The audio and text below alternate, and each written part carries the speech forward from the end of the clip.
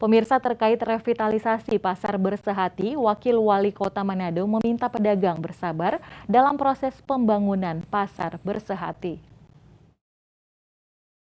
Pedagang Pasar Bersehati diminta untuk bersabar dalam proses pembangunan Pasar Bersehati yang mengharuskan para pedagang untuk direlokasi. Wakil Wali Kota Manado Richard Suwalang mengungkapkan, lokasi relokasi pedagang hanya bersifat sementara. Setelah revitalisasi selesai, pedagang akan kembali berjualan di dalam pasar. Pedagang pun diminta untuk membantu pemerintah dengan secepatnya pindah ke tempat relokasi agar pembangunan pasar sudah bisa berjalan. Ya, tentu pemerintah kota kan mempunyai program untuk membangun kembali Pasar Bersehati.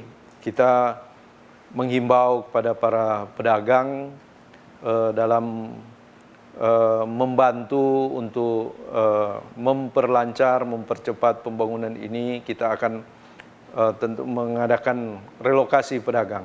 Tentu relokasi pedagang ini bersifat sementara, tempatnya pun darurat.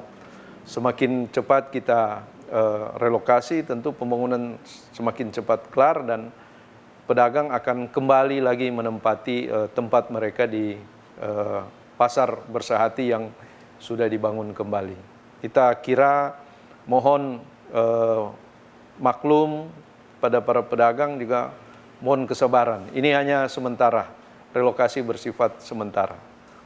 Seperti diketahui, pemerintah kota lewat pinjaman pemulihan ekonomi nasional menganggarkan 60 miliar untuk pembangunan kembali Pasar Bersehati Kota Manado.